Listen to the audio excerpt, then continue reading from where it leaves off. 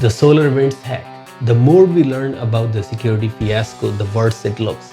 When the Americans were distracted by the coronavirus and the politics of it back in March 2020, a group of hackers were opening doors and infiltrating into our government agencies and private companies.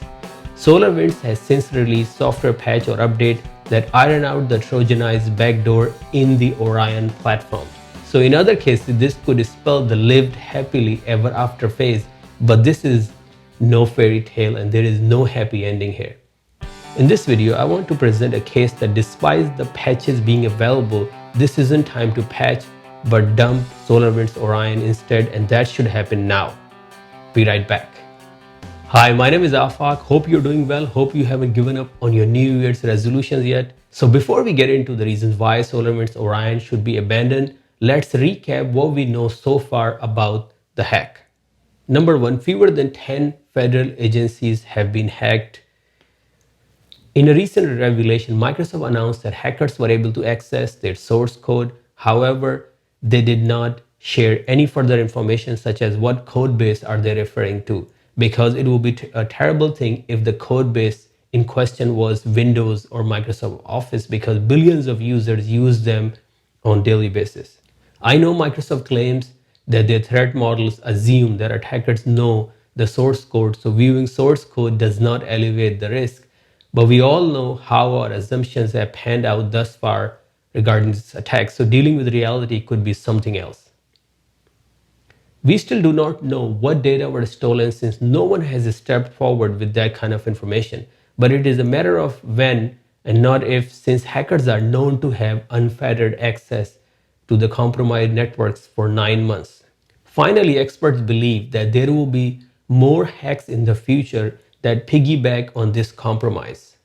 Now, if you are looking for one reason to abandon SolarWinds, that's going to be the fact that the breach itself remains a moving target. There is not even a discussion, let alone a clear estimate on anything from how it started to what data were exfiltrated over that 9 months or 270 days. There are estimates that north of 250 organizations were breached. Everyone who has stepped forward so far claims that nothing too important has been revealed, but then they would say that, wouldn't they? During my research, I found that even CrowdStrike says that a breach was attempted, but they were able to stop it. Experts are now saying that the hackers first hacked JetBrains TeamCity, a very well-known software used by the developers worldwide, and used that to inject malicious code into the Orion's software codebase. If this is true and hackers were able to put a backdoor into TeamCity first, then we can add yet another metaphor to this hack, and that is the holy grail of a supply chain hack. Seriously, there is nothing off limits since even Google uses TeamCity. The attack remains a moving target, and there is no way to be sure that a patch would put an end to this. Secondly, Sunburst is not the only attack perpetrated against SolarWinds. There were Supernova and Cosmic Gale.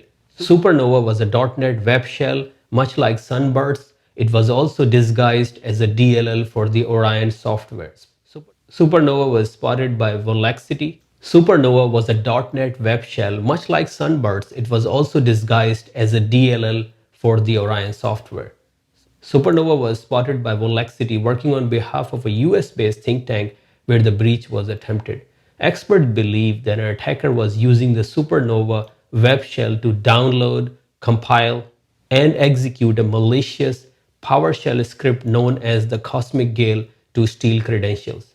While Supernova and Cosmic Gale are not related to Sunburst, it seems clear that the other less sophisticated actors were piggybacking on top of the Sunburst backdoor in the form of late-stage attacks, perhaps by loading them as second-stage payloads. Now there is yet another reason buried inside SolarWinds history, and that is the ownership by the private equity firm. For years, one of the most lucrative corners of financial markets have been the software leverage buyouts, where a firm like Silver Lake Partners buys up software companies such as SolarWinds. Silver Lake Partners and Thoma Bravo had paid $4.5 billion to take SolarWinds company private in 2015.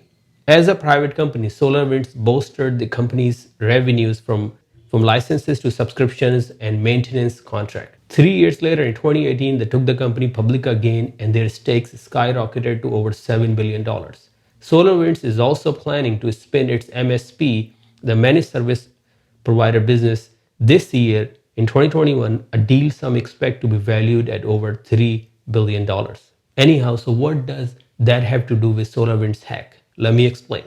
PE firms are like vultures that target public tech firms that are seeing a deceleration in net income or gross margins in the past 3 or 4 years than their earlier years, i.e. they look for troubled companies and then swoop in and feast on them. When they take a company private, they dry up the investment in R&D and provide insufficient governance and technical oversight. The result? A lot of corners are cut, but the P&L statement looks good for taking it public again or selling it to the next buyer.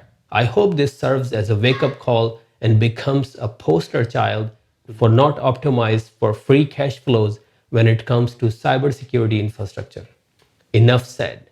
Regardless of the PE ownership, it seems SolarWinds had questionable practices around security. For example, we know 2 stories from the public disclosures so far. One researcher that found that SolarWinds was using SolarWinds 123 as a password for their FTP server, and in another case, cyber criminals were spotted hawking access to SolarWinds infrastructure in underground forums as far back as 2017. SolarWinds had published guidelines that disable antivirus on machines running Orion software.